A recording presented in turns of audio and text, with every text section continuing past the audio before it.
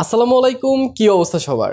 This is Infinix hot 30i। এই ফোনটার 464 variant বাংলাদেশে লঞ্চ হয়েছে 11,999 টাকায়। এটার আরো দুটো ভেরিয়েন্ট বাংলাদেশে আসবে, একটা হচ্ছে 4128 এন্ড আরেকটা হচ্ছে 8128। কিন্তু আজকে আমরা কথা বলবো 4GB 64GB নিয়ে। তো হ্যালো গাইস, কেমন আছেন সবাই?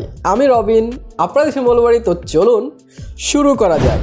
তো প্রথমেই আমরা আনবক্সিং দিয়ে শুরু করি। আপনারা সুন্দর বক্সটা যদি খোলেন তাহলে প্রথমেই এই ফোনটা পেয়ে যাবেন, এন্ড ফোনটা নিচে রেখে যদি আমরা আরেকটু নিচে নামি তাহলে আপনারা পেয়ে যাবেন একটা ওয়ারেন্টি কার্ড, তার সাথে পেয়ে যাবেন একটা সিম এজেক্টর টুল, এন্ড তার সাথে আপনারা পেয়ে যাচ্ছেন একটা ট্রান্সপারেন্ট কেস। এগুলো সাইডে রেখে আমরা যদি আরেকটু নিচে নামি তাহলে আমরা পেয়ে যাবো একটা 10 ওয়াটের অ্যাডাপ্টার, এন্ড তার সাথে একটা টাইপ সি কেবল। এছাড়া ফোনটা নিয়ে কথা বললে প্রথমেই ডিজাইন নিয়ে কথা বলতে হবে, এন্ড এই বাজেটে one of the best design বলতে হবে, কারণ এর আগে যে হট 30 রিলিজ হয়েছিল সেম ওই ডিজাইনটাই আপনারা পাচ্ছেন, জাস্ট পিছনের প্যাটার্নটা একটু চেঞ্জ করা হয়েছে। But it's feel amazing, and হাতে নিলে এটা কিন্তু অনেক প্রিমিয়াম ফিল হয়। আপনারা কখনোই মনে হবে না বা কেউ দেখে বলবেও না এটা 12,000 টাকার একটা ফোন। কিন্তু প্রবলেম হচ্ছে এটা কিন্তু অনেক বেশি ফিঙ্গারপ্রিন্ট ক্যাচ করে, এন্ড তার সাথে ক্যামেরার যে জায়গাটা আছে এটা কিন্তু অনেক ডাস্ট অ্যাট্রাক্ট করে, যার কারণে আপনাদের মোছামুছিটা একটু বেশি করতে হইতে পারে। এছাড়া ক্যামেরা মডিউলটা অনেকেরই পছন্দ হয়েছে, অনেকটা আইফোন টাইপ লাগে, বাট যদিও এখানে 3টা ক্যামেরা না 2টা ক্যামেরা দেওয়া, আর তার সাথে একটা কিন্তু ক্যামেরার মতো করা, কিন্তু ওইখানে ফ্ল্যাশ লাইট পাচ্ছেন আপনারা। সো এছাড়া যদি আশেপাশে নজর দিই তাহলে আপনারা বটম সাইডে পেয়ে যাচ্ছেন একটা স্পিকার গ্রিল, একটা মাইক্রোফোন, একটা ইউএসবি টাইপ সি পোর্ট,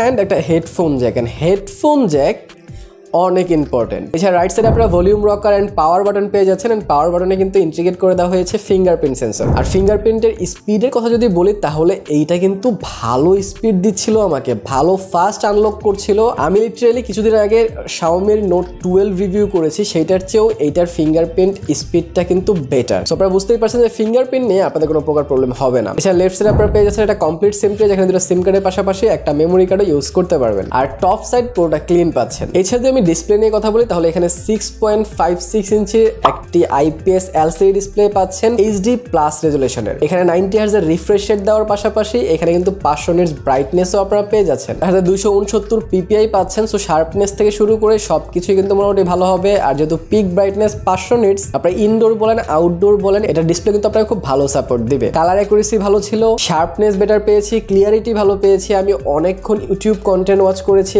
আমার কাছে কিন্তু আসলেই অনেক ভালো লেগেছে এটা ডিসপ্লেটা। 90 হার্জ এর কারণে সবকিছু অনেক স্মুথ ফিল হচ্ছিল, অ্যাপগুলো স্ক্রল করতে অনেক মজা লাগছিল। তো এই বাজেটে 90 হার্জ আসলেই কিন্তু অনেক বড় একটা ব্যাপার। তো এখন অব্দি আপনার কাছে মনে হচ্ছে যে সবকিছুই তো ভালো বলছে, আসলে কি ফোনটা ভালো? বাট ব্যাপারে এটা না, এটার খারাপ দিকও আছে, সেটাও আমরা শেয়ার করবো একটু পর। এত সুন্দর ডিসপ্লে দেওয়ার জন্য আমরা যেভাবে ইনফিনিক্সকে ধন্যবাদ দিতে পারি, আমরা ঠিক সেভাবেই ধন্যবাদ দিতে চাই গাজীপুর চৌরাস্তার কে চৌধুরী মার্কেটের মোবাইল হাট শোরুমটিকে, যারা আজকের এই ফোনটি আমাদের কাছে পাঠিয়েছে। ইনফিনিক্সের এই ফোন থেকে শুরু করে সব ধরনের ফোন তাদের কাছে পেয়ে যাবেন। যদি আপনাদের কোনো ফোন প্রয়োজন হয় তাহলে আপনারা ডিসক্রিপশনে থাকা নাম্বারে কল দিয়ে নিতে পারেন, তাহলে আপনারা অবশ্যই বেশ কিছু গিফট অফার পেয়ে যাবেন, সাথে একটা ব্লুটুথ হেডফোন তো মাস্ট। এছাড়া ফোনটাতে বটম ফায়ারিং স্পিকার দেওয়া হয়েছে, সেইটাও মোটামুটি ভালো লাউড ছিল। আপনার সাউন্ড কোয়ালিটি নিয়ে কোনো প্রকার প্রবলেম হবে বলে আমার মনে হচ্ছে না। এছাড়া যদি আমরা ইউআই এন্ড ওএস নিয়ে কথা বলি তাহলে এখানে আপনারা অ্যান্ড্রয়েড 12 পাচ্ছেন, তার সাথে XOS 12 পেয়ে যাচ্ছেন। ভার্সনটা মোটামুটি আপডেট পাচ্ছেন, আর যার কারণে আপনারা বেশ কিছু ফিচার্স কিন্তু এখানে পেয়ে যাবেন। আর তার সাথে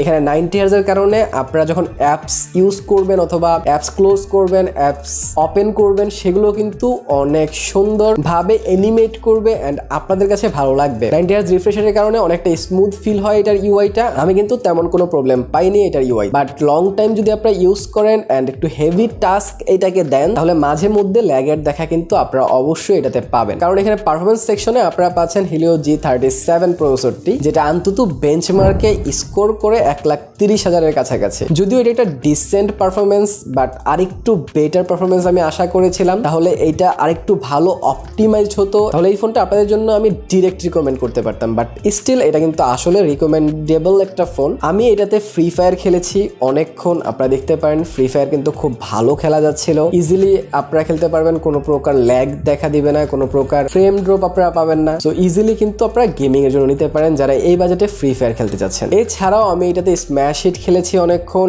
আর তার সাথে আমি এটাতে বেশ কিছুক্ষণ সাবওয়ে সার্ফাসও খেলেছি। সো নর্মাল গেমগুলো তো ভালো চলছিলই, কারণ যেহেতু এখানে ফ্রি ফায়ার ভালো চলছিল বা বড় লেভেলের গেম গেম ভালো চলছিল, সো ছোটখাটো গেম তো এটাতে ইজিলি হ্যান্ডেল করে ফেলবে, এইটাই স্বাভাবিক। তো সেই দিক থেকেও আপনারা নিশ্চিন্তে এই ফোনটা নিতে পারেন। এছাড়া আমরা ক্যামেরা সেকশন নিয়ে কথা বলি তাহলে রেয়ারে এখানে আপনারা দুইটা ক্যামেরা পাচ্ছেন, যার মেইন সেন্সর হচ্ছে 50 মেগাপিক্সেল, আর ফ্রন্টে আপনারা একটা ক্যামেরা পাচ্ছেন, বাট এটা হচ্ছে 5 মেগাপিক্সেল। 50 মেগাপিক্সেল দিয়ে লিটারালি বেশ কিছু ভালো ভালো ছবি উঠছিল। আমি ইনডোরে তো অনেক ছবি তুলেছি, আপনারা দেখতে পারেন যে ইনডোরের ছবিগুলো আপনাদের কাছে কেমন লাগছে। এন্ড তার সাথে আমি কিন্তু আউটডোরেরও বেশ কিছু পিকচার তুলেছি। আউটডোরে আপনারা দেখতে পারেন যে পিকচারের কোয়ালিটি বলেন, শার্পনেস বলেন, খুবই ভালো ছিল। তো 50 মেগাপিক্সেল দিয়ে যে ছবিগুলো আপনারা তুলবেন সেগুলো কিন্তু আপনাদের পছন্দ হবে, বাট এইখানে আপনাদের পছন্দ নাও হতে পারে এটার ফ্রন্ট ক্যামেরার পারফরমেন্সটা। যেহেতু 5 মেগাপিক্সেল দেওয়া হয়েছে, শার্পনেস এত বেশি পাবেন না।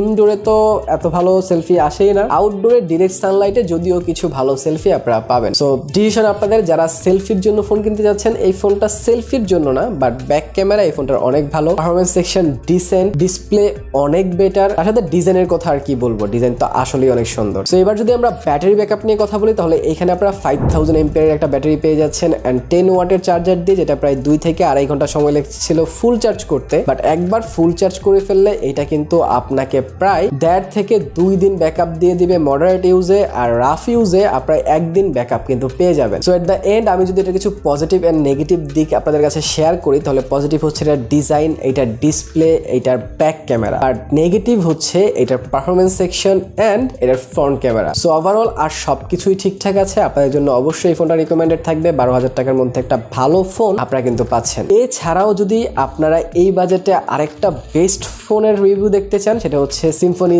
Z60, সেটা রিভিউ দেখতে চাইলে এইখানে ক্লিক করে দেখে নিতে পারেন। ভালো থেকে শুরু থাকেন, ভিডিওটা ভালো লাগে লাইক, কমেন্ট, শেয়ার, সাবস্ক্রাইব করে দিয়েন। দেখা হবে পরের ভিডিওতে। টিল দেন, আল্লাহ হাফেজ।